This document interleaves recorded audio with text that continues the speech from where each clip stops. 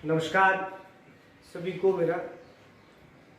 इस वीडियो के अंदर हम आज संस्कृत का एक जो आधारभूत मूलभूत एक बिंदु है उस पर थोड़ी सी अपन चर्चा करेंगे।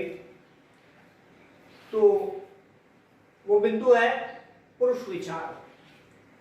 हमने संस्कृत के वो सभी बिंदु लिए हैं क्रमवाही। हमने वर्णमाला पढ़ी है, वचन पढ़ा है, लिंग पढ़ा है।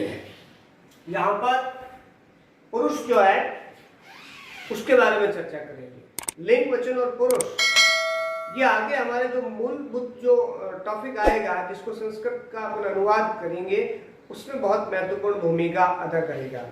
क्योंकि 8वीं क्लास के अंदर भी अनुवाद का सवाल आता है बोर्ड क्लास में, और 10वीं क्लास के अंदर भी अनुवाद का सवाल आता है, और 10वीं क्लास के अंदर भी जो विभिन्न प्रकार के वाच्य हैं वो भी आते हैं। तो वहां पर भी पुरुष का महत्व होता है, और इसलिए हम इसका आज संक्षिप्त में थोड़ा अध्ययन करेंगे। पुरुष शब्द से हमें क्या पता चलता है। पुरुष की चर्चा बात करें अगर हम कि पुरुष किसको कहते हैं, इसकी परिभाषा लेनी हो, देखिए बहुत सी पुस्तकें मिलेगी जहां पर पुरुष की परिभाषा नहीं मिलती है और स्पष्ट परिभाषा नहीं मिलती है। पुरुष कितने प्रकार के होते हैं ये हर कोई बता सकता है, पुरुष की परिभाषा थोड़ी देना कठिन है तो उसको बांधा। लेकिन नॉर्मली चीज आपको ये समझना है कि जब हम किसी से बातचीत करते हैं, यानी जब हम संवाद करते हैं, बातचीत करेंगे, हम किसी से भी अपन बात करते हैं जिसको अपन कहते हैं संवाद करना। बातचीत कहो, संवाद कहो, वार्तालाप कहो, जब हम करते हैं तो उसमें बहुत एक व्यक्ति होता है बोलने वाला, एक व्यक्ति होता है सुनने वाला, और एक स्थिति होती है जिस पर बोला जाता है। 3 प्रकार की स्थितियां होती है जब हम किसी से संवाद करते हैं, बातचीत करते हैं ना किसी से, तो 3 प्रकार की उस बातचीत में स्थितियां होती है। एक तो बोलने वाला होता है, एक सुनने वाला होता है, और एक किसी विषय पर बोला जाता है। तो ये 3 तरह की चीजें होती है, ठीक है। तो अपन पुरुष की परिभाषा देते समय हम ये कह सकते हैं, क्या कह सकते हैं कि संवाद में भागीदार व्यक्ति नाम या स्थिति का बोध, यानी जिस गुण से संवाद के अंदर जो भागीदार व्यक्ति है या कोई नाम है या उस जो स्थिति है उसका बोध होता है, उस गुण को पुरुष कहते हैं।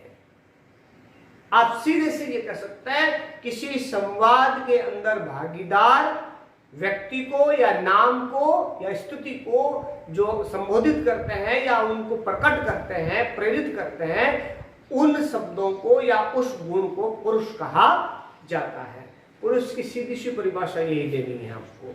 पुरुष का मतलब किसी भी बातचीत या किसी वार्तालाप या किसी संवाद के अंदर कोई भी शब्द यूज कर सकते हैं आप, संवाद कर सकते हैं, बातचीत कर सकते हैं, वार्तालाप शब्द कर सकते हैं, यानी किसी भी संवाद या किसी बातचीत में या किसी वार्तालाप में जो भागीदार होते हैं, भागीदार का मतलब हिस्सेदार, जो उसमें कौन कौन रोल कर रहे हैं, उन भागीदार व्यक्ति या उनके नाम या उस स्थिति को जो प्रेरित करता है, उसको जो संबोधित करता है या उसको जो प्रकट करता है, बोध कराता है, उसको ही, उस गुण को ही हम पुरुष कहते हैं।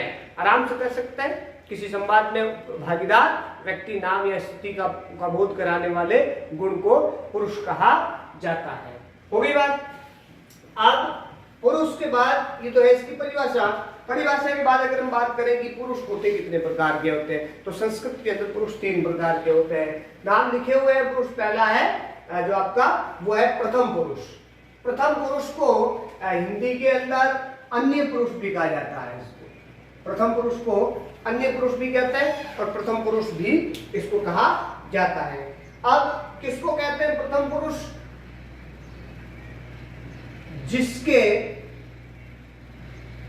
विषय में वार्तालाप हो। प्रथम पुरुष किसको कहा जाता है? जिसके विषय में वार्तालाप हो या किया जाता हो, जिसके विषय में वार्तालाप किया जाता है, जिसके बारे में बातचीत की जाती है, उस स्थिति को उसको कहते हैं प्रथम पुरुष। अब बात आती है आपके प्रथम पुरुष के अंदर होते कौन कौन से शब्द होते हैं? प्रथम पुरुष में शब्द आते हैं बहुत से। उदाहरण के तौर पर आप कहेंगे वह, वे दोनों और वे सब। तो आप कह सकते हैं स, तो, ते। ठीक है, इस तरह के शब्द आ सकते हैं। वह, वे दोनों और वे सब। स, तो, ते, ये आपके पुल्लिंग के अंदर आ गया। स, तो और ते के अंतर्गत आ गया। अब ऐसे कैसे आप स्त्रीलिंग में भी कह सकते हैं, सा कह सकते हैं, तो कह सकते हैं, ते कह सकते हैं, ये स्त्रीलिंग में आ जाता है। यदि आप हिंदी में अगर कहें तो वह, वे सब, इस प्रकार के शब्द किसमें आते हैं? आपके प्रथम पुरुष के अंतर्गत आते हैं। ये प्रथम पुरुष है। हिंदी में इसको जो कहा जाता है वो है अन्य पुरुष का नाम दिया गया है इसको। दूसरी बात आती है आपके मध्यम पुरुष की। वह मध्यम पुरुष किसको कहा जाता है? मध्यम पुरुष का मतलब जो है वक्ता, जिससे वार्ता लाभ करता है। इसको आप श्रोता भी कह सकते हैं। जिससे वार्तालाप, जिसके विषय में बात करता है, यानी करने वाला कौन होगा? कर्ता होगा। अब कर्ता जिसके विषय में बातचीत करेगा प्रथम पुरुष आ जाएगा। जिसके साथ करता है या जिससे करता है तो वहां पर आ जाएगा मध्यम पुरुष। ठीक है। अब उत्तम पुरुष, दूसरी चीज, मध्यम पुरुष के अंदर कौन कौन आते हैं? इसमें आपके युष्मत शब्द और अश्वत शब्द आते हैं। युष्मत और अश्वत। युष्मत का मतलब होता है तुम और अश्वत का मतलब होता है मैं। इसको अगर हम पुल्लिंग प्रथम पुरुष के अंदर लें तो जैसे इसमें आता है तुम, युवाम, युयम। इसका अगर अपन लें तो हम, आवाम, वयम, इस तरह के शब्द जो है वो आते हैं। मैं दोनों, हम सब, हम दोनों, इस तरह के जो शब्द आते हैं, तुम दोनों, तुम सब, ये जो शब्द आते हैं आपके मध्यम पुरुष के अंतर्गत आ जाते हैं। अब बात करते हैं अपन उत्तम पुरुष की। तो वार्तालाप को जो करने वाला होता है, वार्तालाप करने वाला, जो बातचीत की जाती है उस बातचीत करने वाले को हम कहते हैं जो आपका वो है उत्तम पुरुष आ जाता है।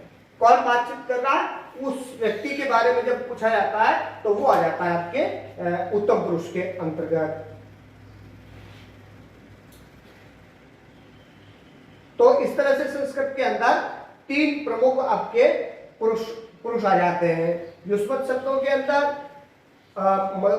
जो आपका मध्यम पुरुष है जिसके बारे में बातचीत की जाती है, और उत्तम पुरुष जिसके जो वार्तालाप करने वाला होता है। इस तरह आपके संस्कृत के अंदर तीन प्रमुख पुरुष आ जाते हैं।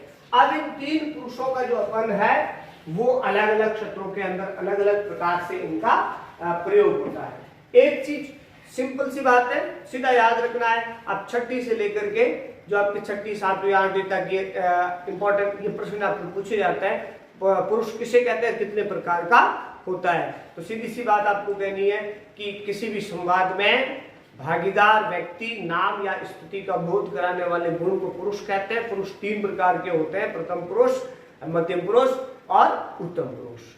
प्रथम पुरुष जो है वो जिसके विषय में बातचीत की जाती है, मध्यम पुरुष वो होता है जिससे बातचीत की जाती है, उत्तम पुरुष वो होता है जो बात करता है। इस तरह से अपन तीन प्रकार के पुरुषों का अध्ययन कर सकते हैं। एक हिंदी में सिंपल सा मैं आपको एक वाक्य लिखता हूं, ठीक है। अब पुरुष काम कैसे आता है, जैसे आपके एक संस्कृत में वाक्य रामः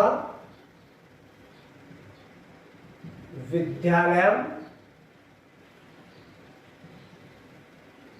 गच्छति।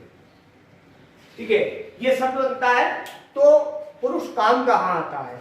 पुरुष काम यह आता है कि क्रिया का प्रयोग कैसे होगा वो किस पर निर्भर करता है?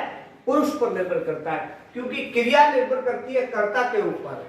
कर्ता का जो वचन है, कर्ता की जो पुरुष है और कर्ता का जो लिंग है, उसी के अनुसार क्रिया का प्रयोग होता है। तो अगर अपन यहाँ राम शब्द देखें तो राम शब्द जो है आपका पुल्लिंग है और प्रथम पुरुष का है, तो आपकी क्रिया की जो है वो प्रथम पुरुष की ली जाएगी। राम एक वचन है तो क्रिया भी आपकी एक वचन ली जाएगी। इस तरह से आप, क्योंकि क्रिया जो है वो कर्ता पर निर्भर करती है। क्यों निर्भर करती है? क्योंकि क्रिया को संपन्न करने वाला कर्ता ही होता है, इसलिए जैसा कर्ता वैसी क्रिया। तो इस क्रिया को कर्ता के अकॉर्डिंग अनुसार लेने के लिए पुरुष वचन का बहुत जरूरी अहम रोल होता है, लिंग का भी रोल होता है, इसलिए इसका प्रयोग जो पुरुष का आपको अध्ययन करना आवश्यक है। तो ये चीज आप याद रखेंगे, पुरुष किसे कहते हैं और ये कितने प्रकार की होती है, किस पुरुष का क्या नाम है, कि प्रथम पुरुष कौन होता है, मध्यम पुरुष कौन होता है, उत्तम पुरुष कौन होता है। अगला जो अपन वीडियो बनाएंगे उसके अंदर फिर पुरुषों के अकॉर्डिंग अपन शब्द पढ़ेंगे कि संज्ञा जो सर्वनाम शब्द है प्रथम पुरुष में कौन से आते हैं, मध्यम पुरुष में संज्ञा शब्द, उनका शब्द रूप पढ़ेंगे। अभी आपको फिलहाल ये याद रखना है कि पुरुष कितने कौन कौन से होते हैं और पुरुष कहते किसको है। उसके बाद हम संज्ञा शब्द रूप पढ़ेंगे, सर्वनाम शब्द रूप पढ़ेंगे, तो उसमें फिर से वचन, पुरुष, लिंग, विभक्तियां, इनका फिर से अपन अध्ययन करेंगे। उस समय फिर से बताएंगे कि कौन सा पुरुष कैसे प्रयोग होता है। Thank you.